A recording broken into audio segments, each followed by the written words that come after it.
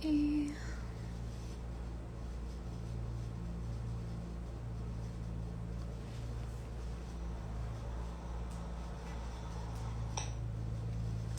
Okay. So, hello. One moment. Okay. Hi, everyone. Sorry for the delay. Happy Tuesday.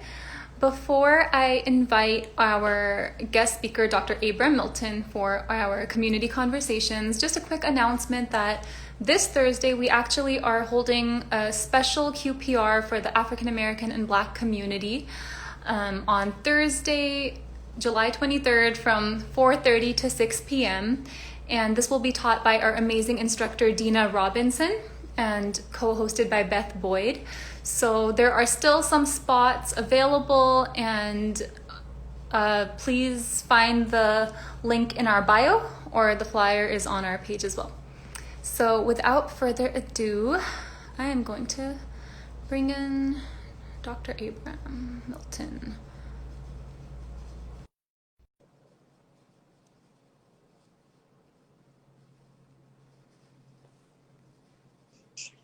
Hello! Hey, hi, how you doing? Yes, Good. How are you, Dr. Milton? I'm doing well, doing well. Hey, thanks for having me.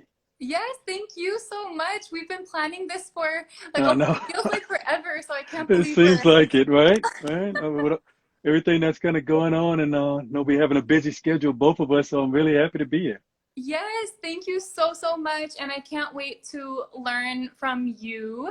So let's jump right in, and for Okay. everyone who's joining, you know the drill. Just send in your questions in Yeah, the definitely question seeing box. questions. Yeah, we love questions. Exactly. So if you don't know how to send it in the question mark box, you could just send it in the chat, and Dr. Milton will try to get to as many of those as possible in the end. And I'm sure that he'd be happy to connect even outside of this IG Live. Oh yes, absolutely. Awesome. So can you please start off with just sharing a little bit about yourself? Oh yes, definitely. Hey, for everyone, thank you for coming out, especially during this time. I know some of y'all got a lot of busy schedules. So, one thing to talk about a little bit about me.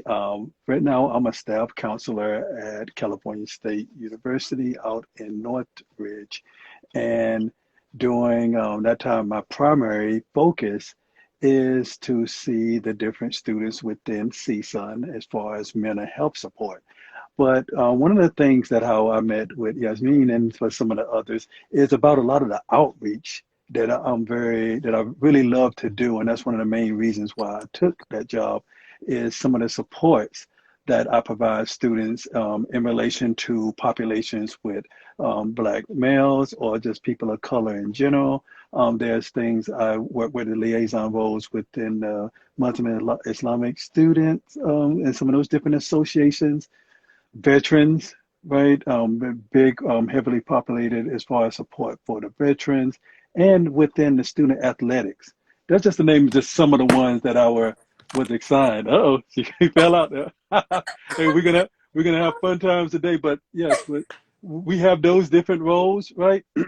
But before CSUN, I had served as an active duty Marine for over 20 plus years, like 23 years to be exactly, and was in communications during that time and transitioned into the world of clinical psychology, which I know we'll speak on later on about some of my topics of interest. So, with some of those things, that's my background. I love kind of the topic, expressing about mental health and seeing how we can help others. Yeah, wow. I don't know. I don't understand how you do so many different things. Like you're Very one. carefully, very carefully, right?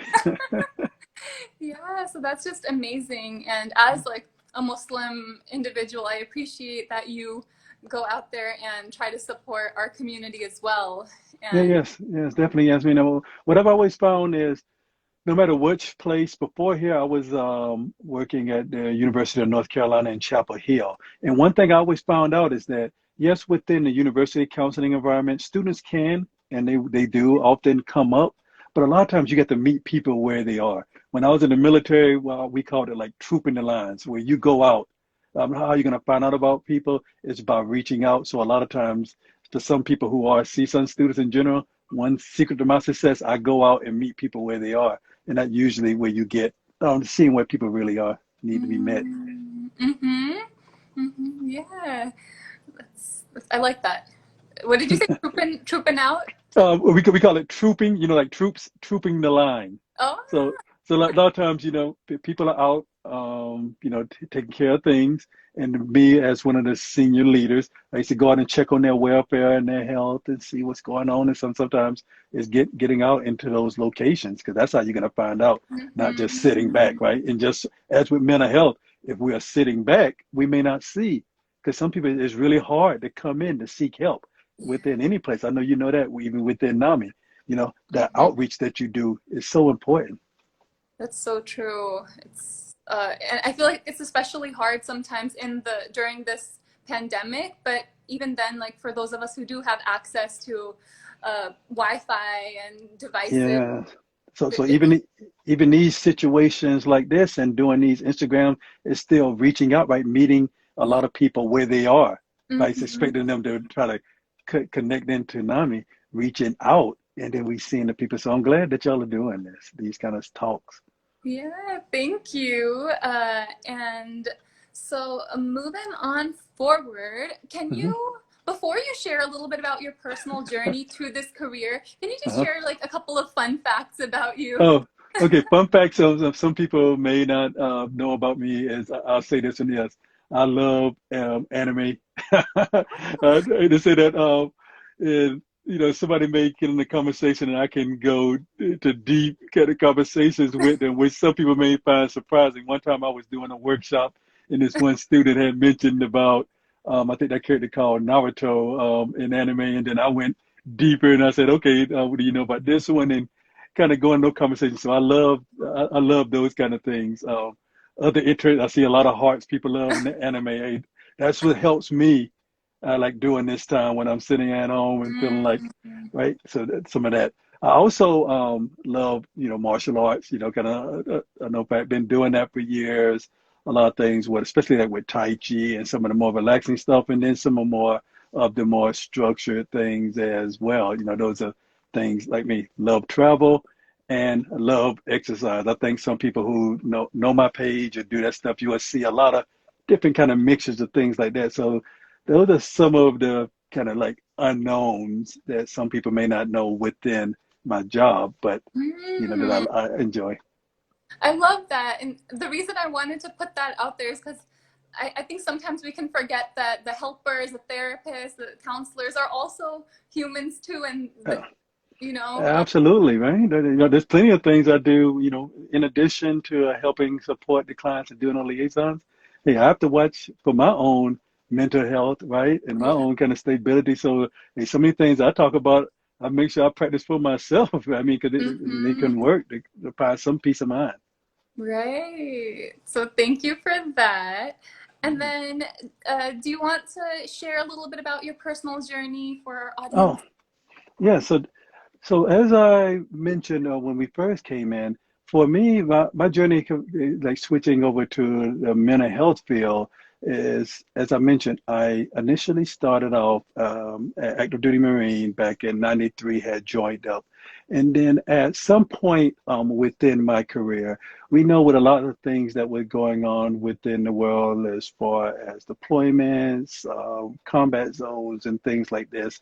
I would say probably, I want to imagine it probably had been like 2003 or so when the spark started coming in about interest about switching from military to mental health. And it became with an initial interest about post-traumatic stress, how it was affecting individuals. But one thing back then when I was looking is I wasn't just looking at some of the male veterans. I was curious about some of the female veterans that was also coming back. And during that time, there wasn't a lot of research besides some people that were first responders. You're talking about nurses, doctors, and others that were in some of those combat zones or within some of those support support, meaning the people who were doing the convoys, where they was driving the vehicles, support because those locations were also being potentially attacked. So I was also looking at that to see about what was going on in relation to people, how they were,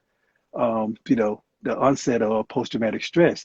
So from that, I started to, try to pursue my undergraduate degree. And then from that, they just kind of spilled over into this just interest in mental health because I always found that no matter where I was going, even in my military career, people, it always seemed like I was open and receptive to talk and communicate and to be aware of people's kind of intuitive feelings. Mhm. And so at some point, I had, I thought that at some point I was going to retire the Marine Corps just with my graduate, master's degree and then just do that. But then someone had sparked in my ear about the doctoral program, and I hadn't even thought about doing that. And he said, you know what? Maybe I can try, and so then I applied for that, got accepted, and then went on that journey. And I find it so fulfilling because how it helps now because seeing another veteran or seeing even like a man of color, right, as a male, kind of going about that representation and how that means for some people. Yes. It's like I'm so happy that you took that journey and that you're here now, Yes, doing so much for our people of color, especially when the times are just really tough. yeah, So yes. All right. When we know there's so much going on and people having many different mixed emotions, the stuff that's kind of going on TV and stuff. I mean, since COVID and all this stuff started, and then when in May, when a lot of these things came in with some of the current social political, is that I have been trying to do as many presentations and trying to get out and get on different panels to try to assist because we know we all got to help each other on this one, right? So that's why I'm glad, like I said, I was glad I was able to connect with NAMI and see some of these things right now because just getting out because a lot of people are in their homes and maybe not knowing who to reach out to, who to talk with. So I'm glad at least that these spaces that they could say it's okay for their feelings. yeah, exactly. And if anybody who's watching right now, if you want to be involved, if you want to share your voice, like connect with us because it really does take all of us. And Yeah, yeah, absolutely. One thing I always tell people is sometimes it's when they have these initial emotions, right? I see some people, they'll come into my office initially and they'll say, hey, I just want to make these emotions stop. I want to make this pain stop. I want to do this, right? And I'm saying, okay, humming this, dumbing this, stuff like that. Hey, I wish I could just say that the pain can go away. But a lot of times it's not about making the pain go away. It's just validating and processing it because we have emotions for a reason. Our mm, emotions are telling us things about ourselves, right? And so we need to just be able to listen in, right? And to these things, and then that can help us get through them because it's an alert system, right? It's just like a car alarm and stuff like that, right? Car alarm. Sometimes a car alarm may have a false alarm, or it may be an actual thing, but it's up for us to be able to at least mm. acknowledge it and look at it. Oh, I like that. I haven't heard it in that way. Oh Yeah, yeah, I have a always whole like, spiel. I have a whole other spiel about the whole car alarm thing, but that's a different. That's probably for a different time. But yes, right. And we seen with that car alarm too, right? We have the button that we can control it. mm-hmm, mm-hmm. Right? Easy to forget. It's like Yes. sometimes you could just get consumed with I am the car or like I am Yes. my thoughts and Right. Right. I agree. Exactly. You gotta feel it to heal it. So Hmm. thank you. Let's see. Oh, and then can you also share like what does mental health mean to you? Oh yes. So mental health means for me is I'm a real big proponent of what we call like identity development about like who am I, right? And we do that for a lot of people as they're going through their mental health, a mental health journey. Uh, uh, Yasmin, can you still hear me? Yes, I can hear Oh, you. okay, sorry. Okay, so sorry about that. No, as some people are going through their mental health journey, that they ask that a lot of times it starts off with that initial question about who am I? Because a lot of times maybe society, parents, or what have you, they kind of defined who we are, right? Or maybe give us suggestions. But it's so beautiful when I'm working with clients when they come where they start finding out who they are and being self-accepting, and that it's being okay. To even within this stuff with the COVID and these other things, saying this is who I am. I may need support. I may need help, or I may better help others. And whatever it is, it's okay. So when we talk about that mental health journey and what it means for me, it's about that understanding of self with all its strengths and the growth edges, and just be accepting, right? Because we are human. We are human. I make mistakes every day and stuff like that, right? But just to be accepting. Mm-hmm. I love that, the way you kind of define mental health for you. It's very Hmm. validating. And I'd like to also shift gears towards like why you think that mental health is especially important in the Black community. Oh, okay. Yes, yeah, definitely. I feel like mental health is important within the Black community because I had put up some numbers I wanted to share with you. I know that some of those organizations did mental health in America like in 2014, and they looked at the overall population within for Blacks and people of African descent, right? So they have found that in the U.S. population in 2014, we was roughly about 13.2% of the U.S. population had identified either Black or of African, descent, right? Now, out of that 13% or so, right, what they found is over 16% of those individuals had a diagnosable mental health, illness or disorder, or was suffering from some kind of mental health. Now, that's 16% that maybe that went to the professionals. We don't know about how many more, which I'm quite Mm-hmm. sure is more, right? And so within this, if you kind of calculate that, that's almost like 6.8 million people, kind of Black and African descent, right?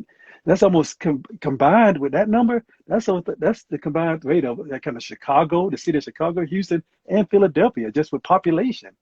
That's a lot of people dealing Mm-hmm. with mental health. So we're talking about within Black or African American, ethnic groups and stuff like that, is knowing that we need to have this support.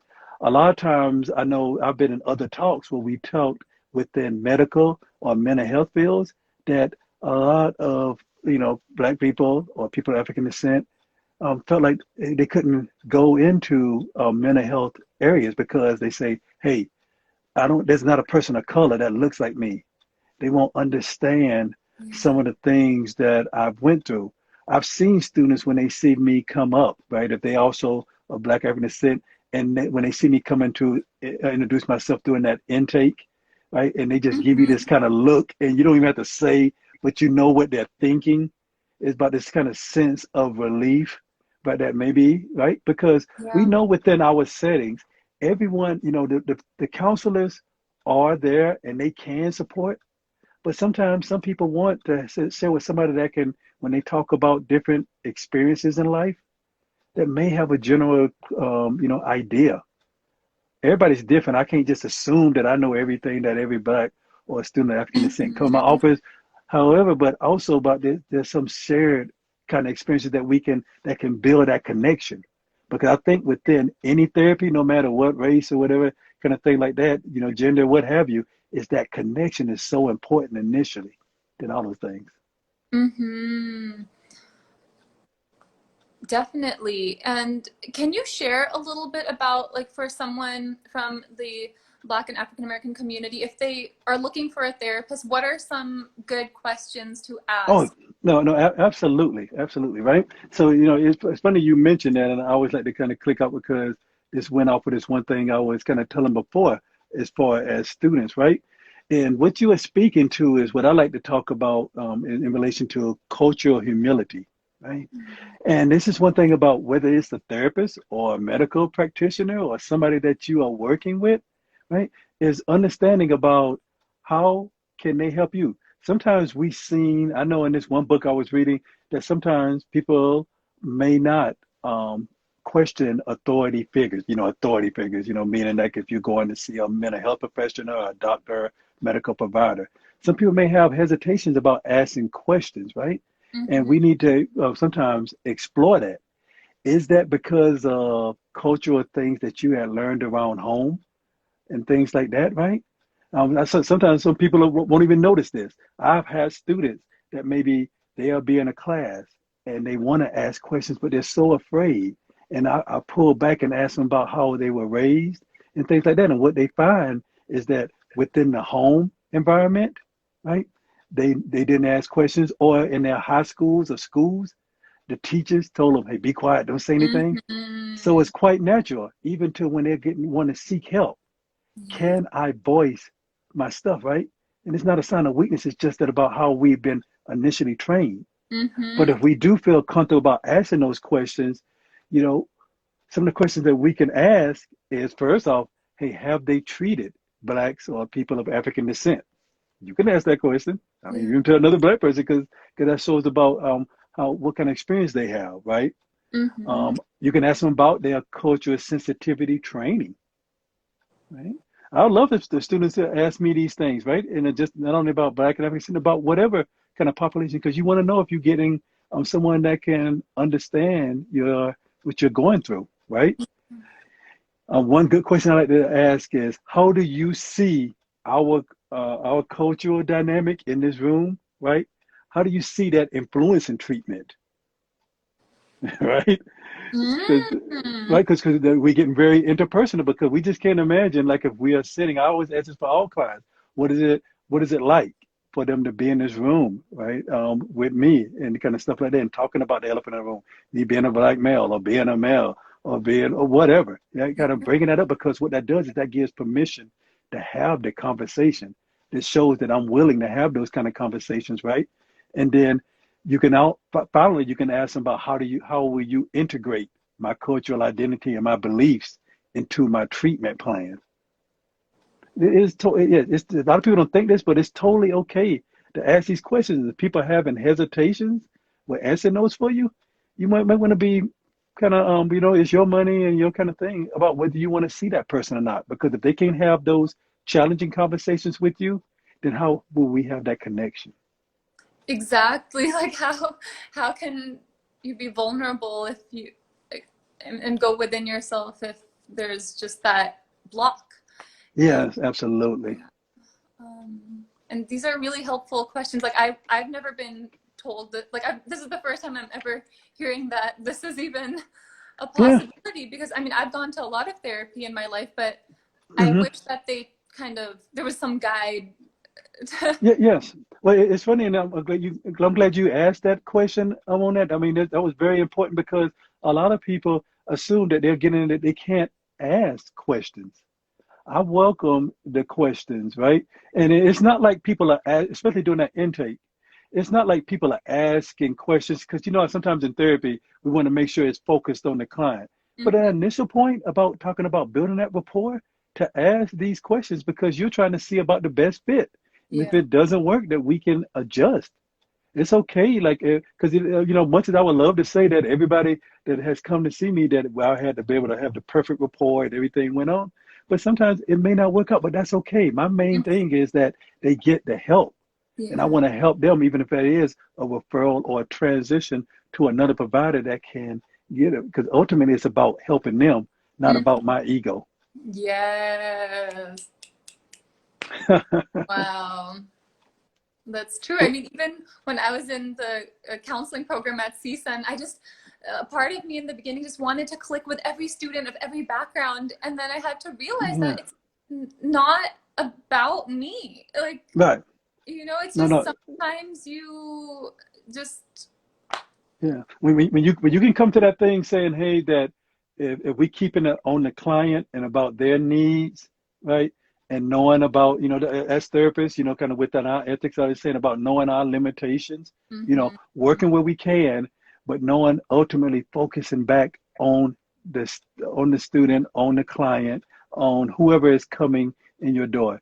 Even if I'm doing presentations and stuff like that, about knowing the audience and ultimately focusing on them and not on me. I'm just kind of that venue that just went to school and just learned some facts that I can help, evidence based that can help me present. So even by asking that question, hopefully that some people know now that yes, you can ask questions, you can welcome, and then also if the people are feeling like they're trying to scatter not to answer the question, that's going to say something about the relationship. Yeah. Absolutely. Thank you, Dr. Abram. And let's see. Ooh, can you talk about how we can dispel some of the myths and start the Oh, conversation? Seek help? yeah, yeah, absolutely. To dispel those myths, especially within the Black and African, African American community, or just any community, right? Is these kind of talks like we're doing here about some things. What I always kind of tell people is that we have to get out and advocate, whether these different outreaches, about the social media platforms, about just normalizing and saying it is okay to have these conversations, that seeking mental health support is not a sign of weakness or any kind of things like that, right? It actually shows a sign of strength. I know it almost has become cliche, but it's so true. But with some people, what they don't realize is about how sometimes their deep rooted shame, right, affects them reaching out. And Mm-hmm. where did that shame come from? Was that something that was verbalized or not verbalized within family or friends or within television, right? So I'm telling you just to say that to have these kind of conversations. So we have these conversations possibly with family, right? We have these conversations within school systems. We have these conversations within social media. We have them on this Instagram. We have them within whatever kind of groups to go out and just have the conversation, and then that can help destigmatize, right? What would it look like if showing that within television or whatever, right? I'm so happy that sometimes we see people that will share their stories, and then Mm-hmm. you still see that they're promoting. I know a little while back when you had did the one talk, right? And we had the one influencer online, and he had mentioned about his journey, right? And I have Mm-hmm. quite a few friends, and about how inspiring that is to see people saying, you know what, I sought help, right? Yeah. Because like I tell some people, right, when we break our leg, we break our leg. Do you ever say I'm a broken leg? Do you ever hear anybody say that? They say I'm a broken leg if they break their leg. No, right? If somebody say has a cold, do you ever hear them say I am a cold? No. No, right? But a lot of times what people do, right, we'll put I am to mental health things. Yeah. So when we put that I am, it gets to that kind of say, hey, I think therefore I am. But no, it's not that that you are these things, it's that you are suffering from them. And we know with suffering through mental health, different kind of things, that we can walk with a professional to treat it. Mm-hmm. That it has to be long lasting, right? So sometimes just changing the verbiage in itself can do so much about the awareness. So I always tell people it's not I am depression or whatever stuff like that. No, I'm suffering from depression. I'm suffering from anxiety. I'm suffering from mental distress, because with some of that stuff, now we can see it for what it is. It is something going on that I can treat and manage and deal with, right? Mm-hmm.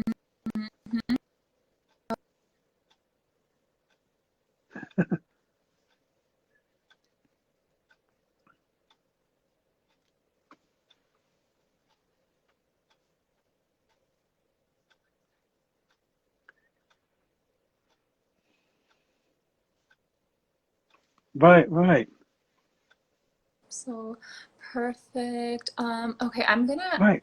And like you mentioned, Yasmin, like about that thing. I love how you use that analogy talking about those.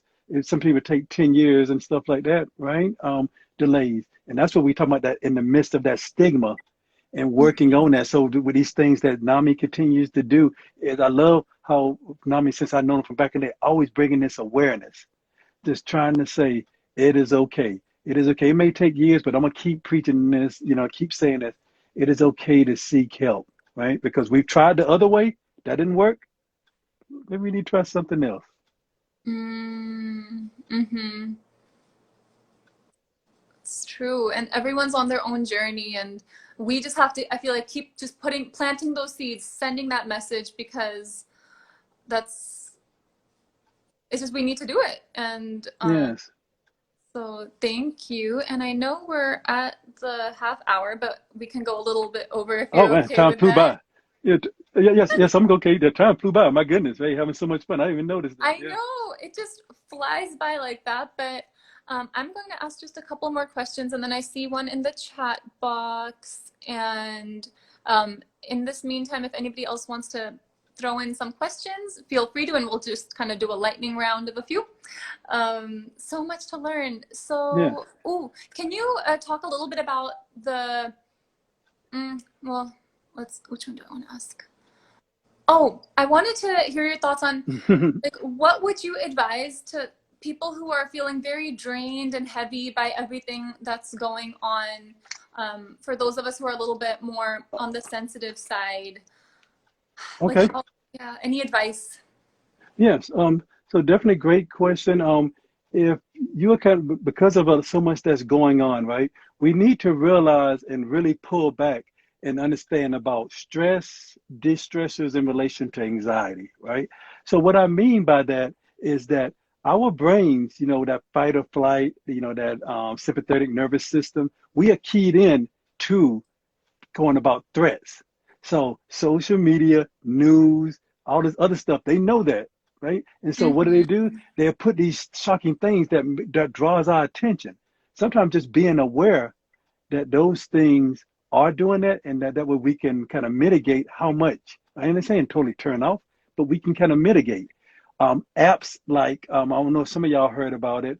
COVID Coach was made by the VA, and that has many different resources on it that are talking about coping, free mindfulness, and all those kind of things like that. So, it's called COVID Coach.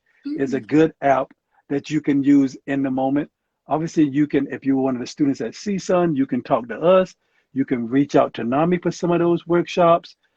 If you look on Psychology Today, you can find a therapist and things like that. So a lot of times it's just that initial acknowledgement that it's okay not to initially be okay, is that one message and say, I can, reach out to someone and it's saying whatever I'm feeling now, this is a normal thing because this kind of thing has not happened to us, in no time. This is kind of unprecedented, since like the Spanish flu and Mm-hmm. on, right? So it's okay.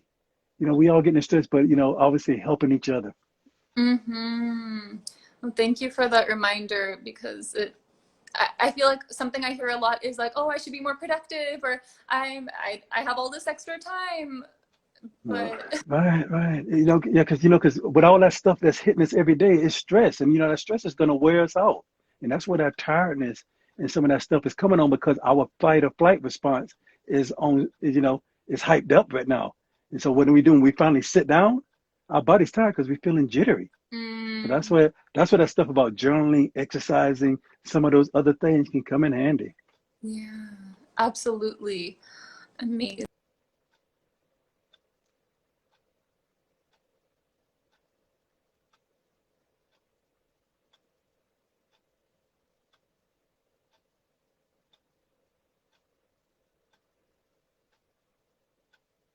Hmm.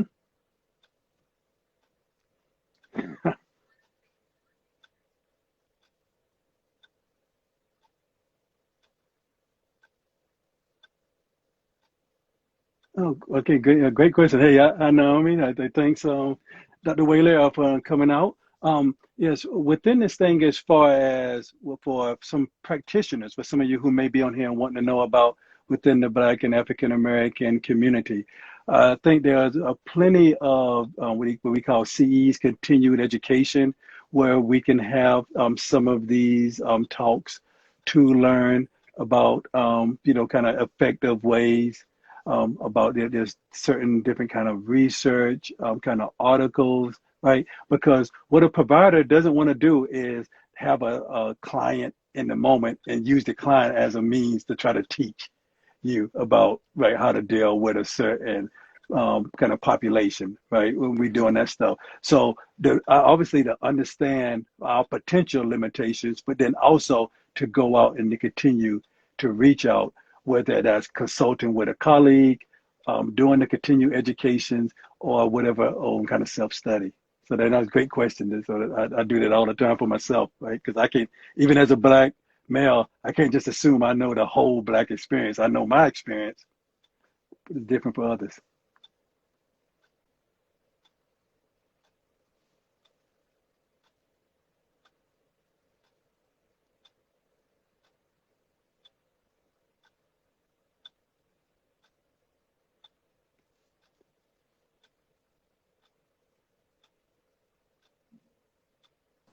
The poor connection. Yes, man. I don't know Can you if I hear had a me? delay of not hearing. Okay, okay. Yes, I can hear you. So you said, I see one question. I can't see the whole thing. Let me see if I can pop it up. Or can you read it to me? There was a Yes, question. I can't see all of it, but it says, what steps do you think we can take as a community to address mental health disparities in the Black and African American communities to dot, dot, dot, but I can't see. Okay. So it was saying about what how we can address the disparities. Okay, great. No, great question.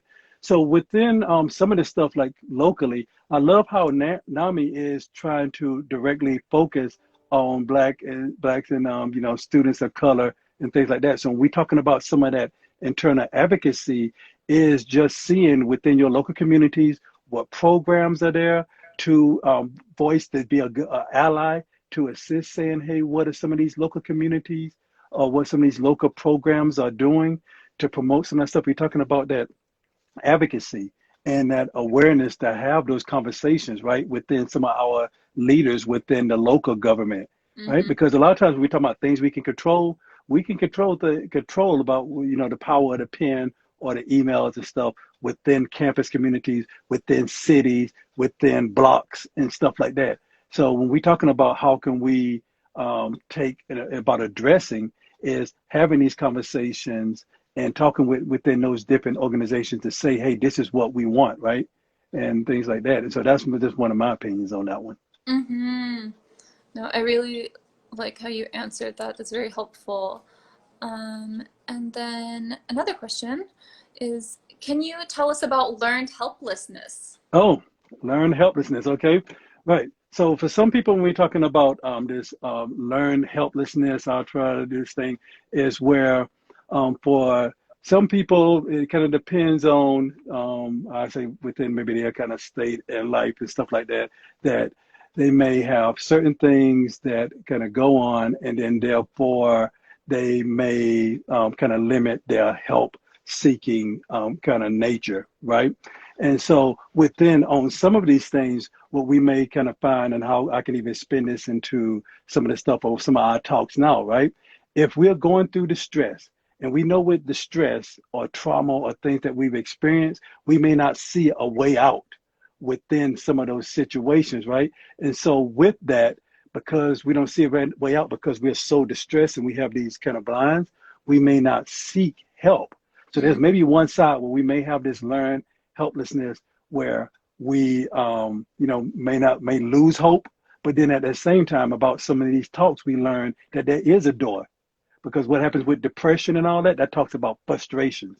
When I see people that are angry, right, because sometimes you may see people of color somebody coming in and they seem like they're easily irritated or angered or what have you, right? I don't see it as that.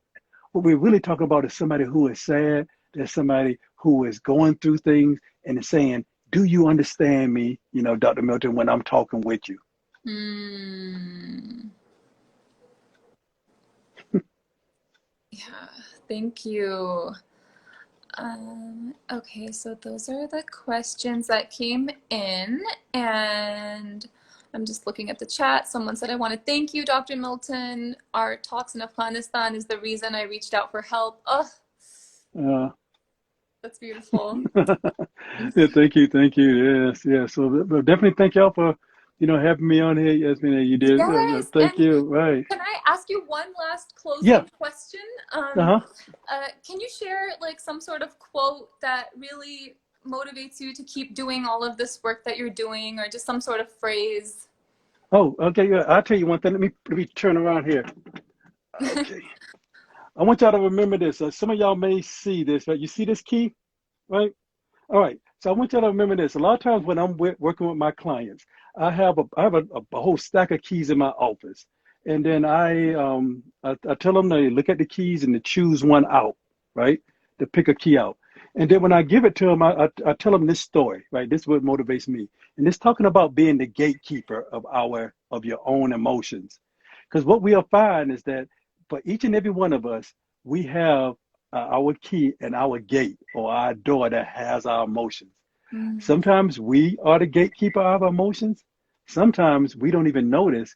We give our key to others. We give our key to other situations. We give our key to certain kind of things, social media, TV, and whatever like that, right? So usually as we go through that journey, as they're working with me, I work on helping them get their key back. Because sometimes we have to ask ourselves, especially dealing with others, who has my key? Do they rate my key? The answer is no, but we making you understand that, right? Because sometimes we'll find this that some people they'll give their key to family members or to parental figures or to partners and stuff like this, and not even notice that they don't even have they're not the master of their own kind of self on their key. So I work on getting your key back. So I want you to remember that one, okay? I'm gonna write a book on that one day, but yeah, that whole thing with that. Yes. Wow. That is, I agree. It's powerful, as Sandra says, and a beautiful analogy.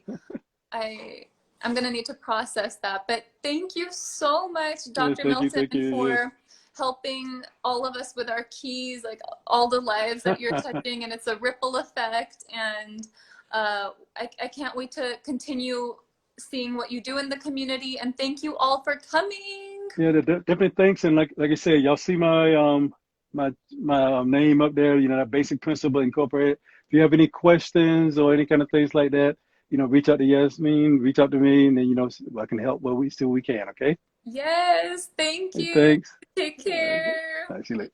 Bye.